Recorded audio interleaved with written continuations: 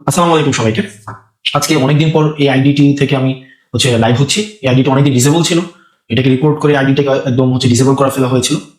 তো আজকে আমার কাছে মনে হয়েছে যে কিছু বিষয় নিয়ে কথা বলা উচিত, যেহেতু টকশো বা অন্যান্য জায়গাগুলোতে যাওয়া হচ্ছে না বা নির্বাচনী ক্যাম্পেইনের কারণে ব্যস্ত থাকা হচ্ছে, যেহেতু যাওয়ার সুযোগ হচ্ছে না, সেজন্য আমার কাছে মনে হয়েছে যে আপনাদের কাছে কিছু বিষয় ক্লিয়ার করা উচিত।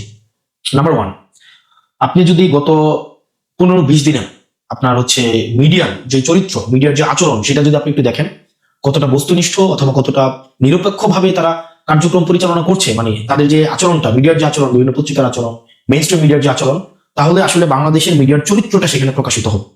আপনি দেখবেন 5ই আগস্টের পরবর্তী সময়ে প্রত্যেকটা মিডিয়ায় যারা টকশো করে এবং টকশোতে যাদেরকে আমরা প্রতিনিয়ত দেখি, আমরা প্রত্যেকটা মিডিয়া আমাদেরকে যেভাবে প্রশ্ন করেছে, প্রত্যেকটা বিষয়ে আমরা টি শার্ট কোন জায়গা থেকে কিনি, কয় টাকা টি শার্ট কেনার টাকা পাইছে কই, খাওয়ার টাকা পাইছে কই, রিক্সায় ওঠার টাকা পাইছে কই, গাড়িতে ওঠার টাকা পাইছে কই, প্রত্যেকটা জিনিসকে যেভাবে প্রশ্নের মধ্যে নিয়ে এসেছে, এবং মিডিয়াতে এগুলো নিয়ে কেউ রেস্টুরেন্টে খাইছে, সেটা নিয়ে ঘন্টার পর ঘন্টা টকশো হয়েছে। আপনার গত আপনার জাস্ট এই কিছুদিন আগ পর্যন্ত টকশো হয়েছে। অথচ এই মিডিয়ার চরিত্রটাই দেখেন, বা যারা টকশো করছে এখন বিভিন্ন মিডিয়াতে, তাদের চরিত্রটা দেখেন।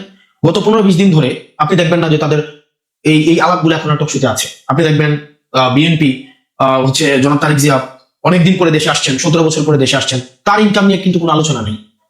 এতদিন পরে উনি এসে আপনার উনার অর্থ কিভাবে সংস্থান হচ্ছে, উনার জীবন নির্বাহ কিভাবে হচ্ছে, উনি কিভাবে এত বড় শোডাউন দিচ্ছেন, উনার নিরাপত্তার যে অর্থ সেটা কোন জায়গা থেকে সংগ্রহ করা হচ্ছে, এই বিষয়গুলো কিন্তু নিয়ে কেউ প্রশ্ন করছে না। একজনও না, আপনি একটা ব্যক্তিকেও আপনি দেখবেন না সেগুলো নিয়ে প্রশ্ন করছে।